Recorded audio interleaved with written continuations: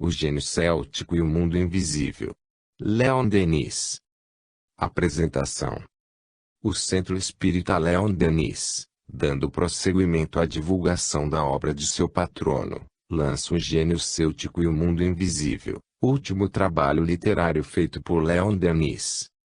Este livro sempre foi visto como um livro a não se editar, em razão das mensagens que contém, atribuídas a Allan Kardec, onde ele exalta, até demais, o espírito nacional francês.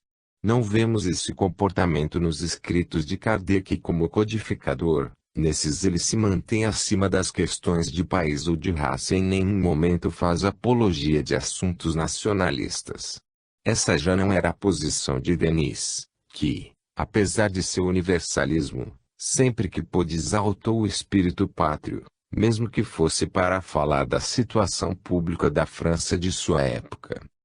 Parece que o espírito céltico francês, tão dominante em Denis, atraiu essa corrente de espíritos para sua companhia espiritual.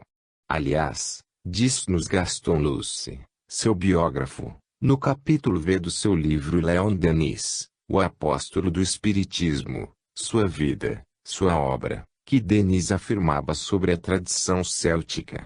É ela quem salvará o país, no caso, a França. Talvez, e falamos isto apenas como hipótese, esta ambientação espiritual, partida de um espírito forte como Denis, tenha criado a atmosfera psíquica que propiciou ao médium perceber, em Allan Kardec, os seus pensamentos pátrios. Nesse caso, Kardec estaria falando com a personalidade de um francês e não como espírito universal. Aliás, isso nada teria de absurdo, uma vez que Kardec, nessa época, tinha 50 e poucos anos de desencarnado. A França havia sido derrotada em 1870 na Guerra Franco-Prussiana, fora expulsa do México, após uma tentativa frustrada de colonizar aquele país, e tinha, igualmente, passado pela Primeira Grande Guerra.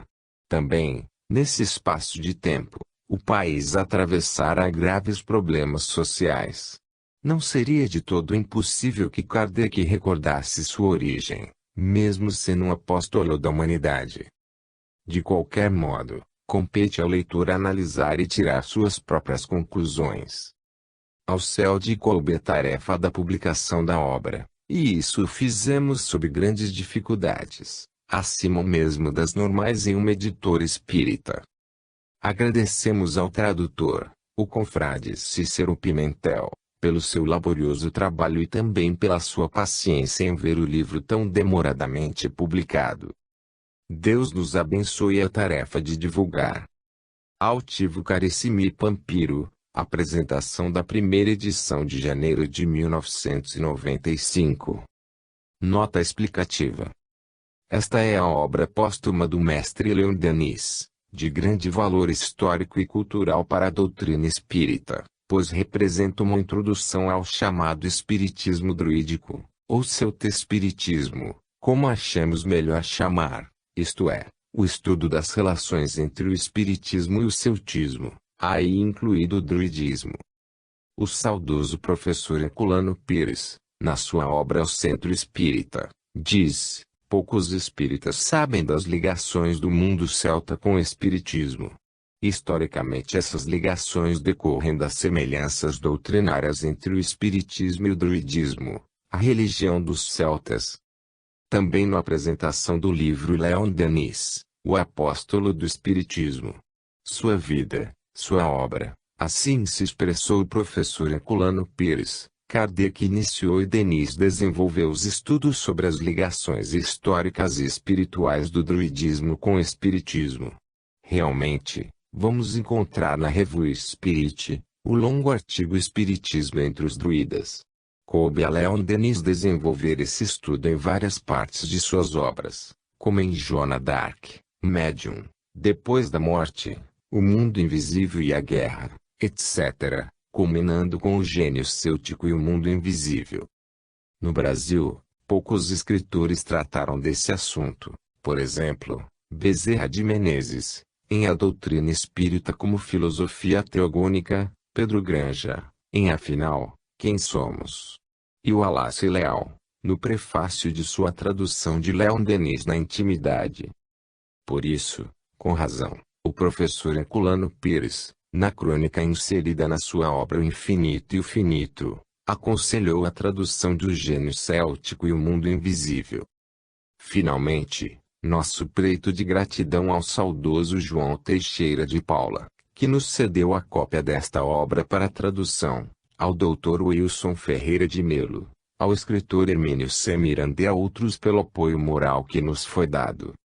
Cícero B. Pimentel, 20 de dezembro de 1986. Prefácio. Cícero Pimentel presta, traduzindo este livro de Leon Denis, um grande serviço ao leitor espiritualista. Dir-se-ia que o gênio céltico e o mundo invisível não está na linha das mais sólidas obras do autor e que já teria merecido a atenção das editoras especializadas se tivesse a robustez doutrinária dos seus livros, traduzidos e publicados no Brasil, e não contivesse aspectos discutíveis, se não mesmo contestáveis. De fato, à primeira vista, impressiona, neste livro, uma talvez excessiva exaltação da alma céltica, que o autor cultiva e já os demonstrava em Joana d'Arc, Médium. Também é verdade que os mais exigentes encontrarão sérios motivos para cobrar maiores esclarecimentos sobre a metodologia científica que norteou a aceitação, como comprovadas, das mensagens mediúnicas atribuídas, principalmente, a Allan Kardec. Ocorre, porém, que o estudioso quer saber, quer conhecer por todos os ângulos o pensamento e a posição ideológica dos autores, pensamento e posição ideológica que se alteram, não raro, ao longo da vida e ao influxo do natural amadurecimento do espírito. Acrescente-se, ainda, que nem a simples discutibilidade, nem a contestabilidade de que se possa acusar um livro são motivos suficientes para que se evite sua difusão entre os interessados, mormente quando os aspectos discutíveis ou contestáveis não são a essência da obra, como evidentemente é o caso do gênio céltico e o mundo invisível. A verdade é que os espiritualistas de todas as denominações não podem privar-se de conhecer o conteúdo e a preocupação central de Leon Denis, neste livro. Não digo que tenha sido, para mim, surpreendente, mas foi fascinante travar contato com todo um povo, com toda uma cultura genuinamente autóctone, em cujo seio floresceu pura, sem o mais leve bafejo de influências exógenas, uma filosofia espiritualista nascida da intuição de seus sacerdotes, que descobriram Deus na natureza e no homem, com uma visão monoteísta antes mesmo da inovação mosaica, pressentiram a imortalidade e a continuidade evolutiva da vida, através das reencarnações, chegaram até mesmo a abordar o problema da pluralidade dos mundos habitados. E de tal modo a reencarnação, para os druidas, em particular, e para os celtas, em geral, era uma autêntica realidade, que não era objeto de discussão e inspirava seu modo de ser e de viver, moldava seu caráter e constituía a marca distintiva de suas instituições. Cícero Pimentel teve o mérito de penetrar agudamente no âmago do livro e de perceber a necessidade imperiosa de trazê-lo ao conhecimento dos leitores da língua portuguesa, visto que não são muitos os que podem ler o original e mesmo estes não poderiam fazê-lo, pois que se trata de um livro inexistente no mercado e raro no Brasil. O próprio tradutor valeu-se, para trabalhar, de uma cópia cedida por um confrade de São Paulo, que tem, na sua vasta biblioteca, um precioso exemplar. Trata-se, portanto, de valiosa contribuição para o enriquecimento intelectual não só dos espíritas, em particular, mas dos espiritualistas, em geral.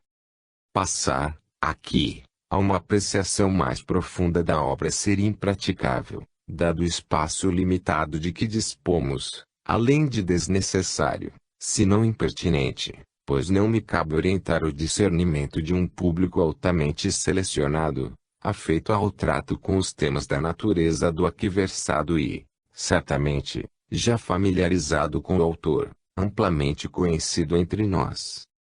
Heitor Cardoso São Bernardo, SP, março de 1989. Introdução. No meio da crise que sofremos, o pensamento se inquieta e se interroga. Ele pesquisa as causas profundas do mal que atinge todas as formas da nossa vida social, política, econômica e moral. As correntes de ideias, de sentimentos e de interesses se chocam violentamente, e de seus choques resulta um estado de perturbação, de confusão e de desordem que paralisa toda iniciativa e se traduz por uma incapacidade de se achar o remédio. Parece que a França perdeu a consciência de si mesma, de sua origem, de seu gênio e de sua função no mundo.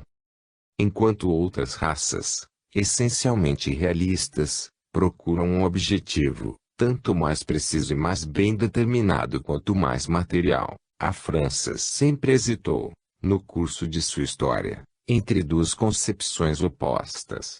E assim se explica o caráter intermitente de sua ação. Ora ela se diz céltica, e então apela para esse espírito de liberdade, de retidão e de justiça que caracteriza a alma da Gália.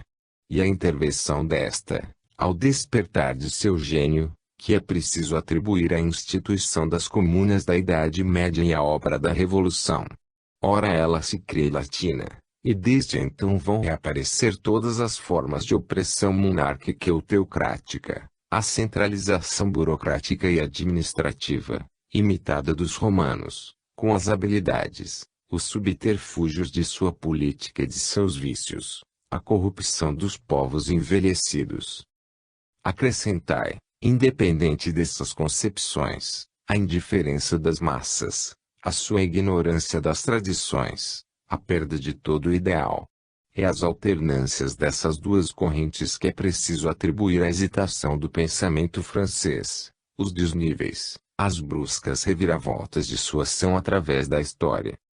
Para reencontrar a unidade moral, a sua própria consciência, o sentido profundo de seu papel e de seu destino, isto é, tudo o que torna as nações fortes, bastaria à França eliminar as teorias erradas, os sofismas pelos quais se tem falseado seu julgamento, obscurecido seu caminho, e voltar à sua própria natureza, às suas origens étnicas, ao seu gênio primitivo, em uma palavra, à tradição céltica, enriquecida do trabalho e do progresso dos séculos. A França é céltica e não há dúvida possível sobre esse ponto. Nossos mais eminentes historiadores atestam tal fato, e com eles numerosos escritores e pensadores, entre os quais os dois Serry, Henri Martin, J. Michelet, Edgar Quinet, Jean Reynaud, Renan, Émile Faguet e muitos outros. Se nós somos latinos, dizem eles, pela educação e pela cultura, somos celtas pelo sangue, pela raça.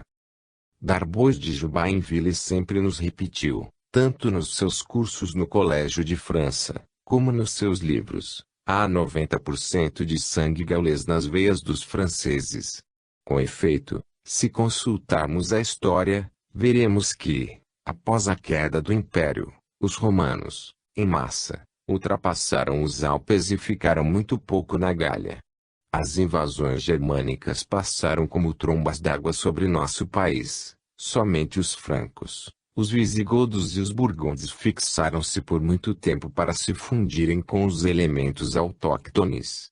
Além do mais, os francos eram em número de 38 mil, enquanto que a Gália contava cerca de 50 milhões de habitantes.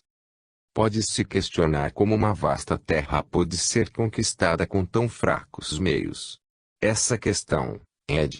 Haraucourt, da Academia Francesa, explica-nos num artigo substancial, publicado na revista La Lumière, de 15 de janeiro de 1926, de que trataremos mais adiante. Todos aqueles que guardaram no coração a lembrança de nossas origens desejam evocar as glórias e os reveses desta raça inquieta, aventurosa, que é a nossa, em vez de lembrar as desgraças e as experiências que lhe atraíram tantas simpatias. Para todas essas páginas célebres, escritas sobre esse assunto, Eu não teria sonhado em acrescentar, seja o que for, se não tivesse tido um elemento novo a oferecer ao leitor para elucidar o problema das nossas origens, isto é, a colaboração do mundo invisível. Com efeito, é pelo estímulo do espírito Allan Kardec que realizei este trabalho, em que se encontrará uma série de mensagens que ele nos ditou, por incorporação, em condições que excluem toda fraude. No decorrer dessas palestras, os espíritos, libertados da vida terrestre, trouxeram-nos seus conselhos e seus ensinos. Como se verá em suas mensagens, Allan Kardec viveu na Gália, no tempo da independência, e ele foi um druida. O dolmen que, por sua vontade, se eleva sobre seu túmulo no cemitério Père Lachaise, tem ali um sentido preciso. A doutrina espírita, que o grande iniciador condensou e resumiu em suas obras por meio das comunicações de espíritos, obtidas em todos os lugares do globo, coincide, em suas grandes linhas, com o druidismo e constitui um retorno às nossas verdadeiras tradições étnicas, amplificadas pelo progresso do pensamento e da ciência e confirmadas pelas vozes do espaço. Essa revelação marca uma das fases mais altas da evolução humana, uma era fecunda de penetração do invisível no visível, a participação de dois mundos em uma obra grandiosa de educação moral e de refundição social. Sob esse ponto de vista, suas consequências são incalculáveis. Ela oferece ao conhecimento um campo de estudo sem limite sobre a vida universal. Pelo encadeamento de nossas existências sucessivas e pela solidariedade que as religa, ela torna mais rigorosa a noção dos deveres e das responsabilidades. Mostra que a justiça não é uma palavra vã e que a ordem e a harmonia reinam no cosmo. Aqui devo atribuir este grande favor de ter sido ajudado, inspirado, dirigido pelos espíritos dos grandes celtistas do espaço. Pelo que me disse Allan Kardec, vivi no oeste da Gália minhas 3 primeiras existências humanas e sempre conservei as impressões dos primeiros tempos. Na vida atual, com 18 anos, li o Livro dos Espíritos, de Allan Kardec, e tive a intuição irresistível da verdade. Parecia ouvir vozes longínquas ou anteriores que me falavam 1000 coisas esquecidas. Todo um passado ressuscitava com uma intensidade quase dolorosa. E tudo o que vi, observei, aprendi, desde então, foi somente para confirmar essa impressão primeira. Este livro pode, então, ser considerado, em grande parte, como uma elaboração desse além, para onde logo vou retornar. A todos aqueles que os lerem, possa este livro levar uma radiação do nosso pensamento e da nossa fé comum, um raio do alto que fortifica as consciências, consola as aflições e eleva as almas para esta fonte eterna de toda verdade, de toda sabedoria e de todo amor, que é Deus. Primeira parte. Os países célticos. Capítulo 1. Origem dos celtas. Guerra dos gauleses. Decadência e queda. Longa noite. O despertar. O movimento pancéltico. Nos primeiros vislumbres da história, encontramos os celtas estabelecidos em boa parte da Europa. De onde vieram? Qual foi o lugar de sua origem? Certos historiadores colocam o berço de sua raça nas montanhas de Taurus, no centro da Ásia Menor, nas vizinhanças dos caldeus. Quando a população aumentou, eles teriam transposto o Ponte Euxin, no Mar Negro, e penetrado até a parte central da Europa. Mas, nos nossos dias, essa teoria parece ter caído em desuso, ocorrendo mesmo com a hipótese dos arianos. Camille Julien, do Colégio de França, na sua obra mais recente sobre a Histoire de la Gaule, contenta-se em fixar entre 600 e 800 a.C. a chegada à Gália dos Quimris, o ramo mais moderno dos celtas. Eles vinham, cresce, da foz do rio Elba e das costas da Jutlândia, enxotados por maremotos, o que os obrigou a emigrar em direção ao sul. Chegados à Gália, encontraram um ramo mais antigo dos celtas, os gaélicos, que ali se achavam fixados desde muito tempo e que eram de estatura menor, geralmente morenos, enquanto que os quilis eram altos e louros. Essas diferenças são ainda sensíveis na Armorique, onde as costas do oceano, no Morbihan, são povoadas de homens pequenos e morenos, misturados com elementos estrangeiros, atlantes ou bascos, que se fundiram com as populações primitivas. Nas costas do norte, Côtes do Norte, ou na Mancha os habitantes eram de estatura mais alta, aos quais vieram se juntar os celta-bretões expulsos da grande ilha pelas invasões dos anglo-saxões. Os considerandos de Saint-Julien se acham confirmados pelo parentesco das línguas célticas e germânicas, semelhantes pela sua estrutura, pelos sons guturais, abuso de letras duras como o K, o W, etc. No meio das correntes migratórias, que se cruzam e se entrecruzam na noite da pré-história, a ciência acha um processo mais seguro nos estudos linguísticos para reconstituir a filiação das raças humanas. Daremos apenas um resumo da história dos gauleses. Sabe-se que nossos antepassados, durante séculos, encheram o mundo com o barulho de suas armas. Ávidos de aventuras, de glórias e de combates, eles não podiam se resignar a uma vida apagada e tranquila e iam para a morte como a uma festa, tal era a sua certeza do além. Conhecem-se suas numerosas incursões na Itália, na Espanha, na Alemanha e até no Oriente. Os gauleses invadiam regiões vizinhas e, pela lei de choque e de retorno, sofreram invasões e foram reduzidos em potência. A alma da Gália se acha nas instituições druídicas e bárdicas. Os druidas não eram somente os sacerdotes, mas também os filósofos, os sábios, os educadores da juventude. Os ovates presidiam as cerimônias do culto e os bardos consagravam-se à poesia e à música. Mais adiante exporemos o que era a obra e o verdadeiro caráter do druidismo. No início de nossa era, os romanos já tinham penetrado na Gália, escalado o Vale do Rhône e, após terem ocupado Lyon, avançaram até o coração do país. Os gauleses resistiram com energia e provocaram, às vezes, rudes reveses a seus inimigos. Entretanto, eles estavam divididos e não ofereciam, a miúde, mais do que resistências locais. Sua coragem, levada até a temeridade, e seu desprezo pelas astúcias guerreiras e pela morte tornavam-se uma desvantagem para eles.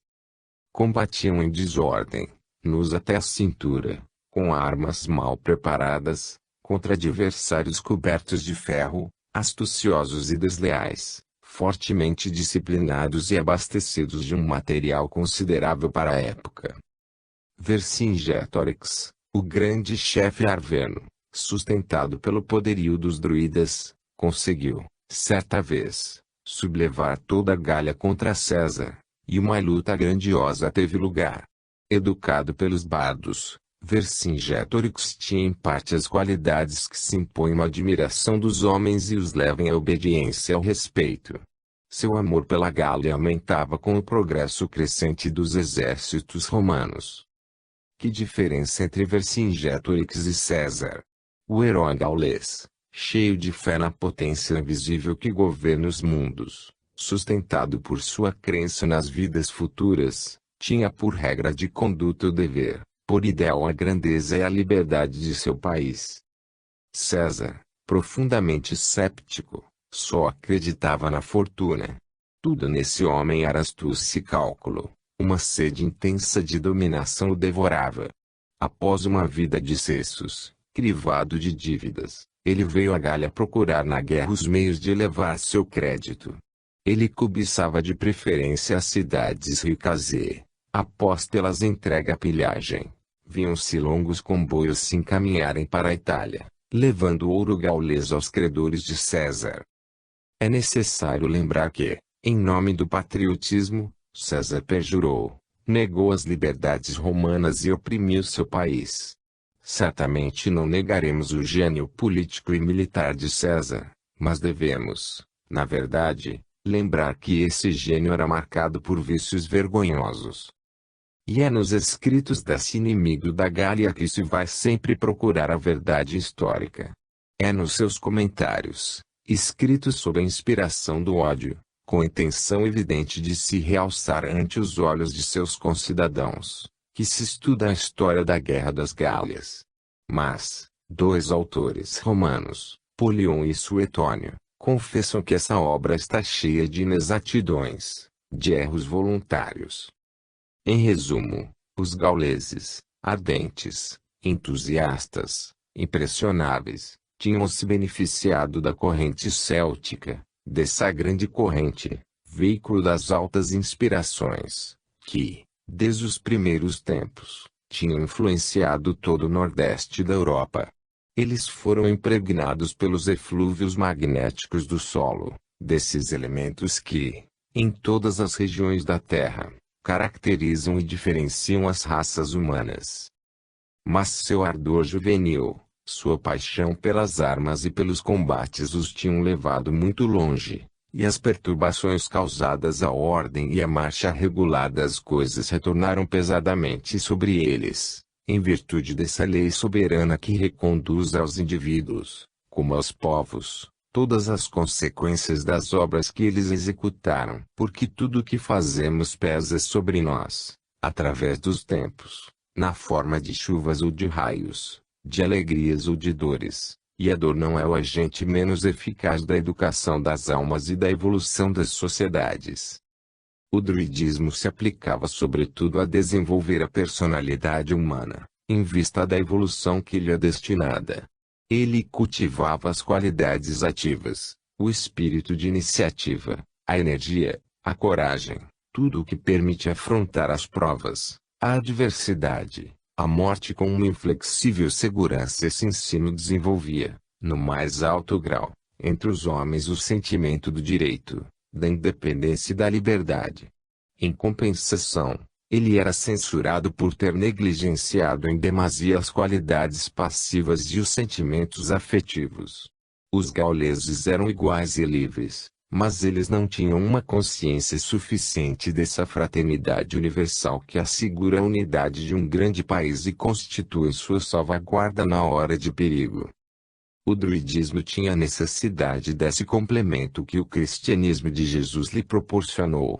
Nós falamos do cristianismo primitivo, ainda não alterado pela ação do tempo, e que nos primeiros séculos apresentava tanta analogia com as crenças célticas porquanto ele reconhecia a unidade de Deus, a sucessão das vidas da alma e a pluralidade dos mundos. Ver nossa obra Cristianismo e Espiritismo. Eis porque os celtas o adotaram com toda presteza, visto estarem mais bem preparados por suas próprias aspirações. Ainda no século IV, pode-se notar pela controvérsia de São Jerônimo com o gaulês Vigilancius, de São Bertrande de Cominges, que a grande maioria dos cristãos dessa época admitia a pluralidade das existências da alma. Penetrados da ideia de que estavam animados de um princípio imperecível, todos iguais em suas origens e seus destinos, nossos pais não podiam suportar nenhuma opressão. Suas instituições políticas e sociais também eram eminentemente republicanas e democráticas. E é nelas que é preciso pesquisar a fonte dessas aspirações igualitárias, liberais, que são uma das faces de nosso caráter nacional. Todos os gauleses tomavam parte na eleição do Senado, que tinha a missão de estabelecer as leis. Cada república elegia seus chefes temporários, civis e militares. Nossos antepassados não conheciam as diferenças de casta. Eles faziam derivar os direitos dos homens de sua própria natureza, de sua imortalidade que os tornava iguais em princípio. Eles não suportariam que um guerreiro, que mesmo um herói, tomasse o poder e se impusesse ao povo. As leis gaulesas declaravam que uma nação sempre está acima de um homem. No momento em que César entrou na Gália, graças à ação dos druidas e do povo das cidades, a unidade nacional se preparava. Se a paz tivesse permitido o cumprimento desses grandes projetos, as repúblicas gaulesas, unidas por laços federativos, como os cantões suíços ou os Estados Unidos da América, poderiam formar, Nessas eras longínquas, uma poderosa nação. Mas as dissensões e as rivalidades dos chefes comprometeram tudo. Uma aristocracia formou-se, pouco a pouco, nas tribos. Graças às suas riquezas, certos chefes gauleses souberam cercar-se de numerosos séquitos de criados e partidários, com a ajuda dos quais influíam nas eleições e perturbavam a ordem pública. Os partidos foram constituídos, para triunfar sobre seus rivais. Alguns recebiam o apoio do estrangeiro, daí a desagregação da Gália e depois sua escravização. Frequentemente é ressaltado a nossos olhos que, em troca de sua independência perdida, a Gália obteve grandes vantagens com o domínio romano. Sim, sem dúvida, Roma trouxe para nossos antepassados certos progressos materiais e intelectuais. Com o seu apoio, as estradas foram abertas, monumentos foram erguidos e grandes cidades foram construídas. Mas tudo isso, que provavelmente seria formado no correr do tempo, sem Roma, não substituiu a liberdade perdida. Quando a guerra terminou, 2 milhões de gauleses tinham sido mortos nos campos de batalha. Roma impôs um tributo anual de 40 milhões de sestércios, e a Gália, esgotada de homens e de dinheiro, repousou agonizante sob o machado dos lictores. Depois, quando vieram as novas gerações, quando a Gália curou suas feridas sangrentas, o astro de Roma começou a se apagar. Então, do fundo dos bosques e dos pântanos da Alemanha, semelhantes a lobos esfomeados, os francos acorreram à carniça. Quem eram, na realidade, esses francos que deram seu nome à Gália? Eram os bárbaros, como esse Ariovisto, que se gabava de ter ficado 14 anos sem dormir sob um teto. Os francos formavam uma tribo de raça germânica e eram uns 38 mil. Mas em vez de comunicar à Gália sua barbárie, eles se fundiram com ela. Portanto, os gauleses nada fizeram senão trocar de opressores. Os francos repartiram a terra e implantaram entre nós a feudalidade. Esses reis vádios e cruéis, esses nobres senhores da Idade Média, duques, condes e barões, eram, em sua maioria, francos ou burgundos, e seus rudes instintos lembravam sua origem.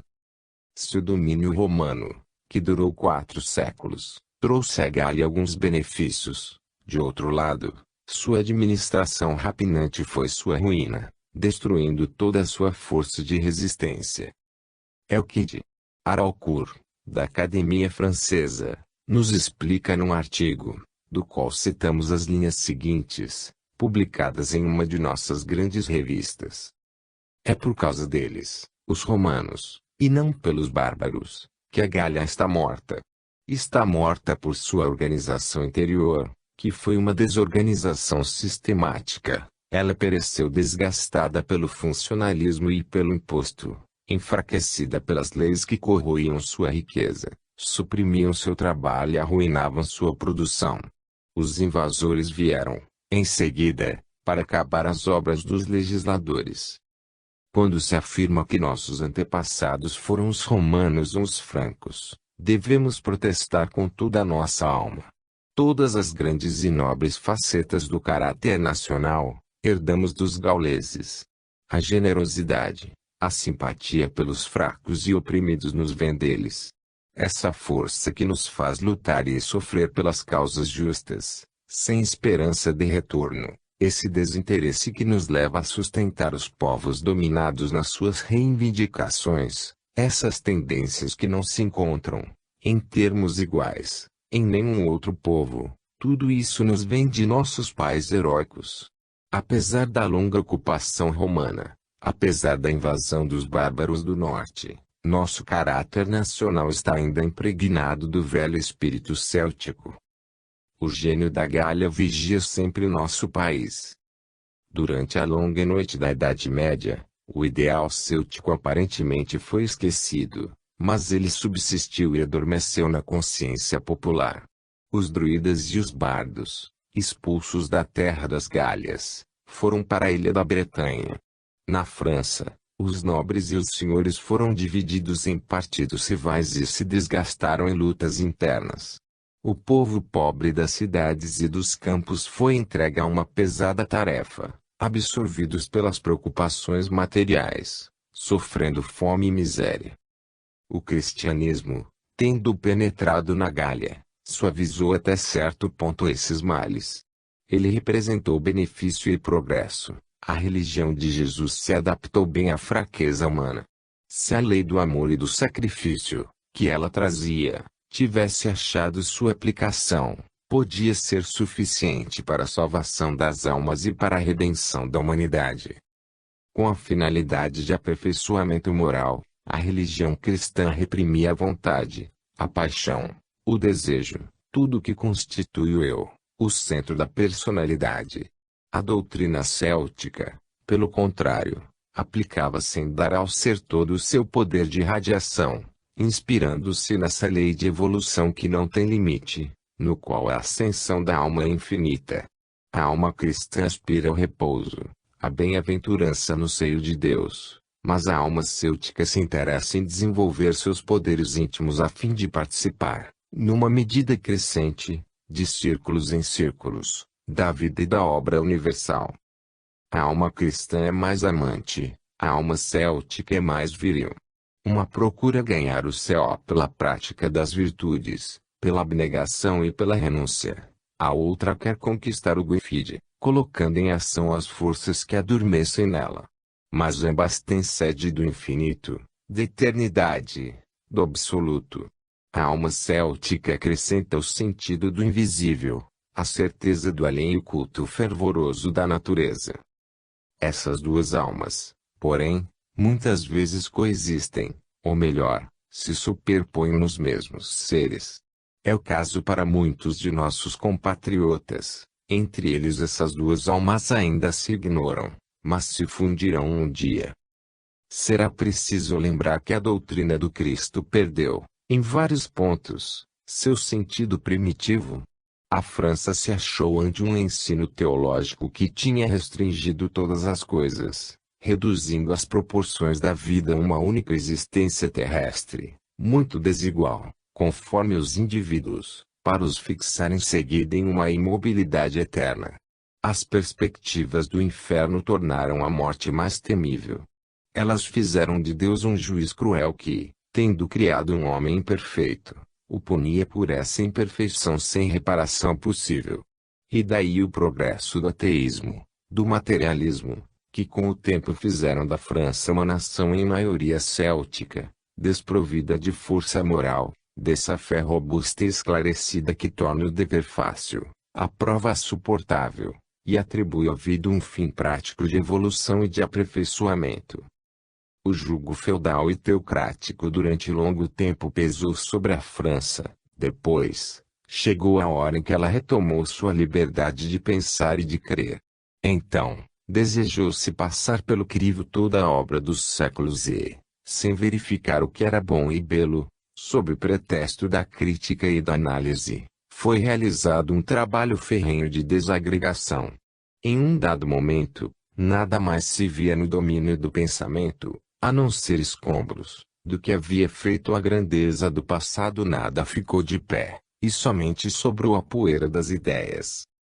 Escritores de mérito e pensadores conscienciosos muitos se aplicaram, em suas obras, para fazer ressaltar o valor e o prestígio do druidismo, mas o fruto de seus trabalhos não penetrou nas camadas profundas da nação. Até tivemos o assombro de ver universitários, membros distintos do ensino, alinharem-se com os teólogos para denegrir, desfigurar as crenças dos nossos antepassados. O trabalho secular de destruição foi tão completo, a noite foi tão profunda sobre suas concepções, que raros se tornaram aqueles que dele ainda experimentavam a potência e a beleza. Ficar desprovida de noções precisas sobre a vida e sobre a morte, em conformidade com as leis da natureza e as intuições profundas da consciência, seria uma grande causa de fraqueza e, portanto, uma infelicidade para a França. Durante séculos ela esqueceu suas tradições nacionais, perdeu de vista o gênio de sua raça, como também as revelações dadas aos seus antepassados para dirigir sua escalada para um fim elevado. Essa revelação afirmava que o princípio da vida no homem é indestrutível, que as forças, as energias que se agitam em nós não podem ser condenadas à inação, que a personalidade humana é chamada a se desenvolver, através do tempo e do espaço, para adquirir as qualidades, as potências novas que lhe permitirão desempenhar um papel sempre mais importante no universo. Eis que esta revelação se repete, renova-se. Como nos tempos célticos, o mundo invisível intervém. Há cerca de um século, a voz dos espíritos é ouvida em todos os lugares da Terra. Ela demonstra que, de um modo geral, nossos pais não se enganaram. Suas crenças estão confirmadas pelos ensinos de além e túmulo em tudo que se relaciona com a vida futura, a evolução, a justiça divina, em outras palavras, pelo conjunto das regras e das leis que regem a vida universal. Graças a essa luz, o infinito está aberto para nós até as suas profundezas íntimas.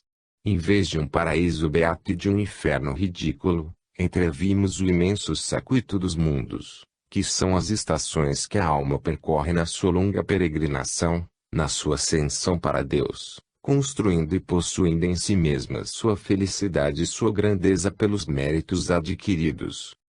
Em lugar da fantasia ou do arbítrio, em toda parte desponta a ordem, a sabedoria e a harmonia. Para as gerações que se erguem e procuram um ideal suscetível de substituir as pesadas teorias escolásticas, afirmamos: examinar conosco essas duas fontes, que formam uma só, confundindo-se na sua identidade. Examinai as fontes puras onde nossos ancestrais temperaram seus pensamentos e sua alma. Ali obtereis a força moral, as qualidades viris e o ideal elevado, sem os quais a França seria entregue a uma decadência irremediável, a ruína e a morte. Durante os séculos os celtas ocuparam, no ocidente da Europa, a mesma situação. Repelidos do continente por grupos germânicos, e das ilhas britânicas pelas invasões anglo-saxônicas, eles tinham perdido a sua unidade, mas não a sua fé no futuro. A Gália tornou-se a França, e não se falava mais a sua língua original, a não ser na Península Armoricana. Quanto às ilhas, os celtas se repartiram em 4 povos ou grupos diferentes, separados pelo braço de mar ou pelos grandes estuários, que são a Irlanda, a Alta Escócia, o país de Gales e a Cornualha. Que força moral, que vontade perseverante não foi preciso a essa raça céltica para manter sua língua, suas tradições, seu próprio caráter. A história das perseguições sofridas pela Irlanda, durante 10 séculos, é impressionante. O uso do idioma gaélico foi proibido e cada criança que pronunciasse uma única palavra, na escola, era castigada com cintadas. E, no entanto, a Irlanda, por sua tenacidade, triunfou diante da opressão inglesa. Hoje, a Irlanda reconstituiu a sua língua primitiva. Ela é o único país onde seus sotaques ressoam como língua oficial. Os celtas insulares e nós, os franceses, não temos o mesmo verbo, mas temos o mesmo pensamento. Sem falarmos, nós nos compreendemos sempre. Na Bretagne francesa a perseguição foi mais moral e religiosa. Todos os emblemas do druidismo, todos os nomes sagrados dos antigos celtas foram substituídos por símbolos católicos e por nomes de santos.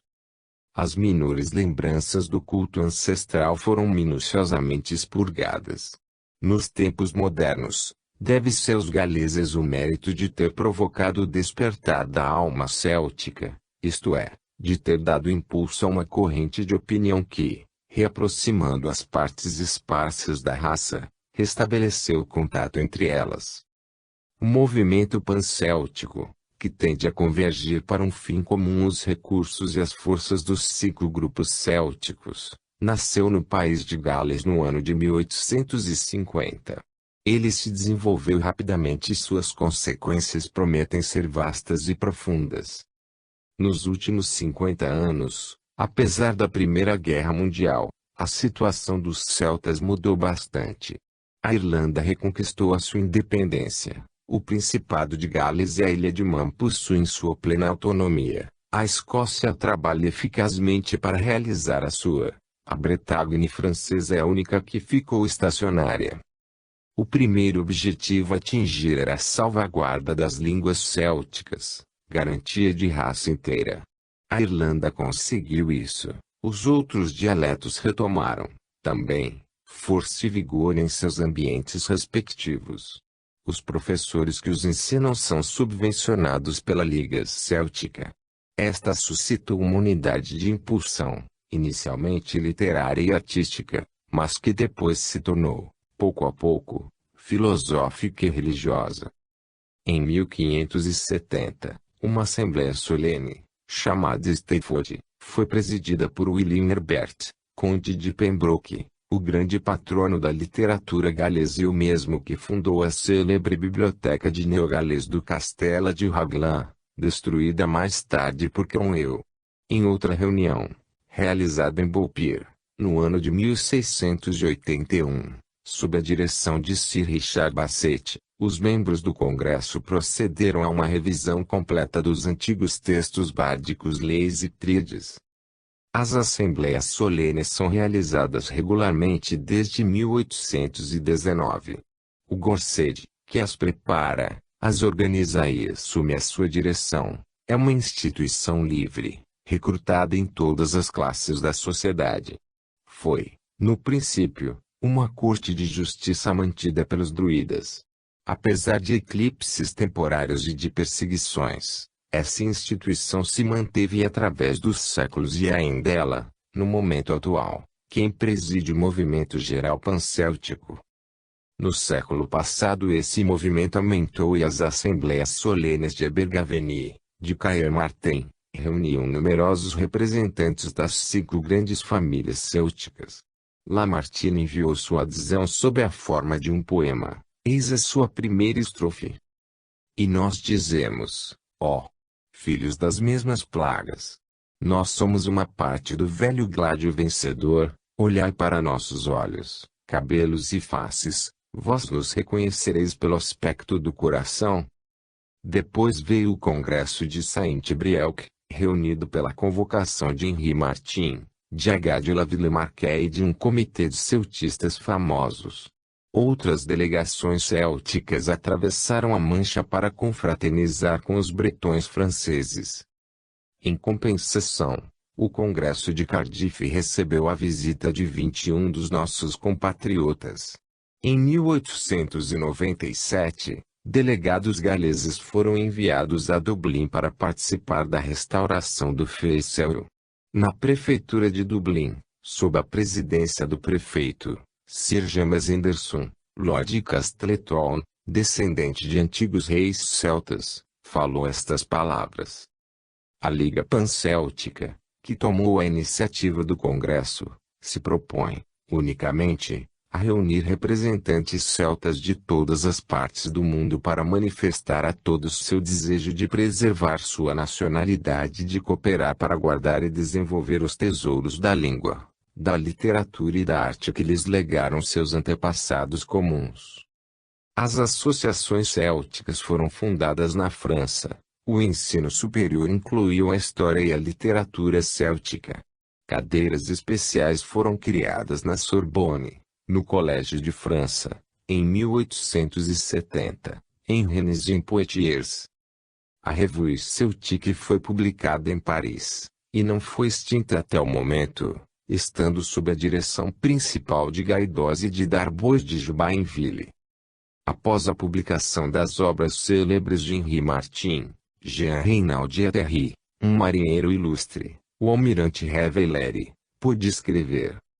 Está na ordem dos fatos que os celtas, um dia ou outro, se agrupem conforme suas afinidades e formem federações para a defesa de suas fronteiras naturais e propagação de seus princípios.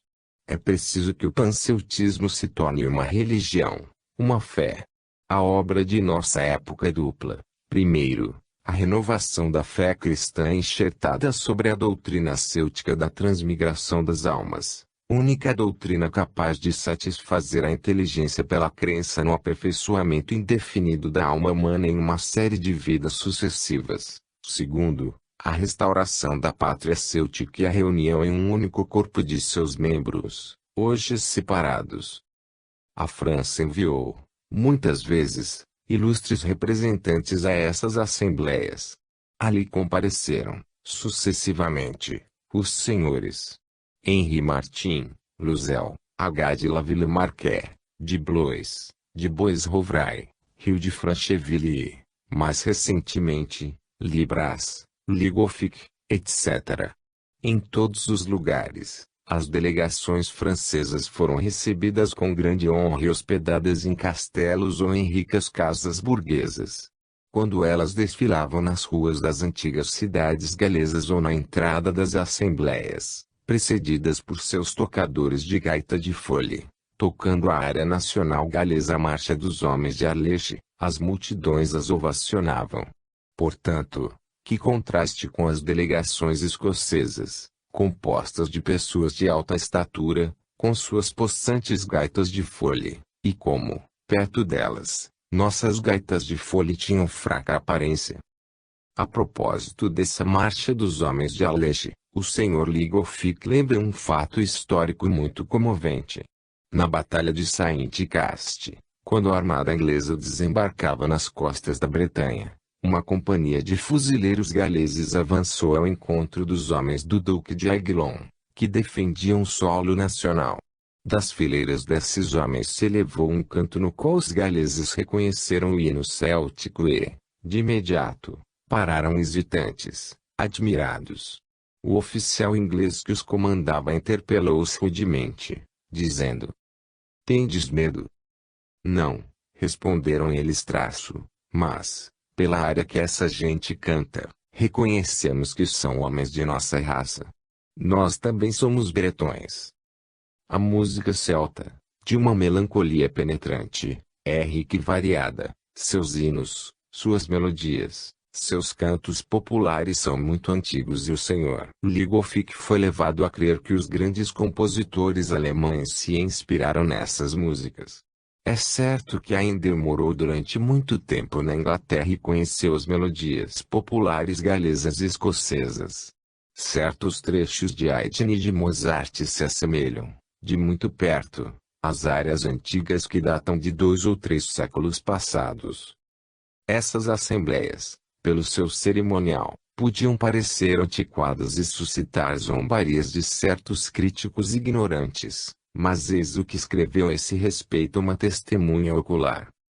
Aqueles que viram, no círculo de pedras sagradas, levantar-se o arquidruida, um velho embranquecido e alto, com peitoral de ouro maciço, com a cabeça cingida de folhas de carvalho bronzeado, e que ouviram sua oração para a multidão, inclinada e descoberta, a oração solene do Gorseide. Aqueles que prestaram atenção especialmente à emoção religiosa dessa gente ao enorme suspiro que a sacudia, quando o arauto desenrolava a lista fúnebre dos bardos mortos, e depois ao entusiasmo que se erguia e tudo iluminava, quando esse mesmo arauto entoava a área nacional galesa a terra dos antepassados, repetida em uníssono por um formidável coro de 20.000 vozes.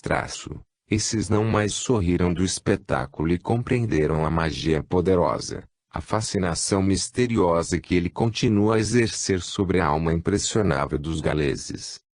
Desde a Grande Guerra, a primeira, a propaganda céltica tomou um novo impulso. A Liga Céltica Irlandesa organizou festas, reuniões solenes periódicas, inicialmente em Dublin, depois em cada uma das cidades da Irlanda. No país de Gales, muitas assembleias solenes foram realizadas. A de 1923 foi presidida pelo arquidruida de Gales, auxiliado por um arquidruida australiano e um da Nova Zelândia. Esses detalhes nos demonstram que o movimento céltico propagou-se até os antípodas. Em todos os lugares as multidões célticas se comportam com paixão nessas assembleias, onde são realizados torneios de poesia, de música e improvisações oratórias. E, por essas manifestações, se renovam e se asseguram, sem cessar, a vitalidade da raça, sua vontade de ficar unida em um pensamento supremo e importante, unida em um ideal comum. Assim se realiza o sonho céltico previsto pelos bardos. Através das duras vicissitudes de sua história, a raça céltica sempre afirmou sua vontade de viver, sua fé inabalável em si mesma e no seu futuro e isso, principalmente, nas horas em que tudo parecia perdido. Mas sua obra é puramente pacífica. O que se agita no fundo de sua alma não é uma necessidade de poderio material, mas apenas o sentimento da sua nobre origem e de seus direitos. Assim disse Lord Castleton. A ideia céltica é uma ideia de concórdia e de fraternidade, e isso está escrito em todos os lugares, nas lendas e nos dogmas filosóficos da raça.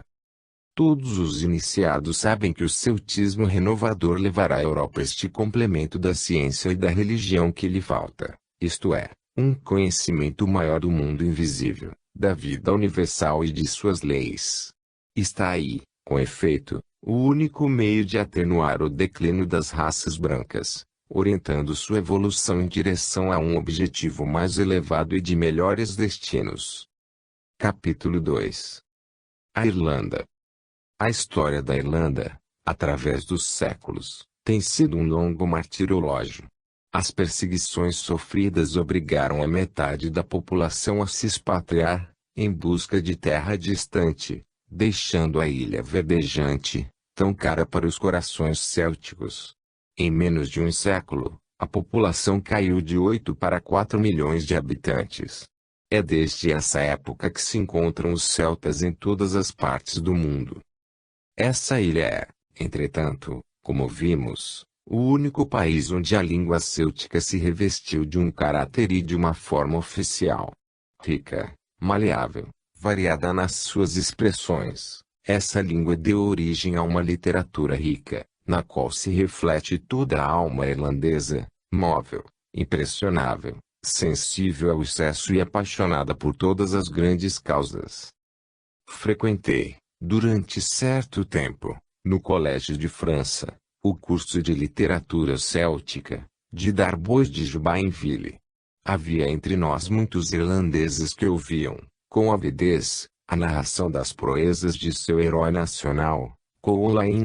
Seguimos o texto gaélico em um livro alemão, porque não existia a tradução francesa, e esta penúria, é preciso reconhecer, para nossa vergonha, não se encontra somente neste tipo de estudos. O professor nos ensinava que os manuscritos em língua gaélica datam do século V, e ao se enumerar todos aqueles que foram publicados até o século XV, verifica-se que eles representam matéria de 1000 volumes.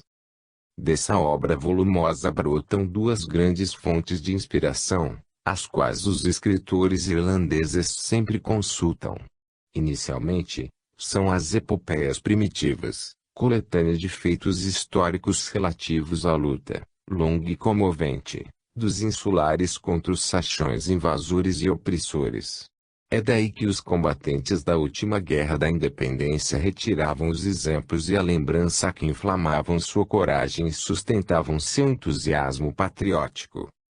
Depois, é a história lendária dos bardos e as tríades, que na ordem filosófica e religiosa são como uma espécie de Bíblia para o mundo céltico e cuja paternidade é comum à Irlanda e ao país de Gales. Ela não foi fixada pela escrita a não ser no século VIII, ou pelo menos não se possui manuscritos mais antigos. Mas está estabelecido que esses cantos e essas tríades eram transmitidos oralmente, há muitos séculos, e que sua origem se perde na noite dos tempos. Sabe-se que o ensino esotérico dos druidas era reservado unicamente aos iniciados e que não se podia transcrevê-lo a não ser na forma de uma escrita em vegetal, simbólica, cujo segredo somente era comunicado aos adeptos. Apenas quando o poder dos druidas foi extinto e os bardos foram perseguidos é que se pensou em recolher esse ensino e entregá-lo à publicidade. Encontram-se sinais dessas altas inspirações em toda a obra literária da Irlanda, junto ao culto ardente da natureza, que é uma das formas do gênio céltico. Sua rica poesia reflete o encanto penetrante dessa ilha verdejante com suas florestas profundas, seus lagos sombrios, seus horizontes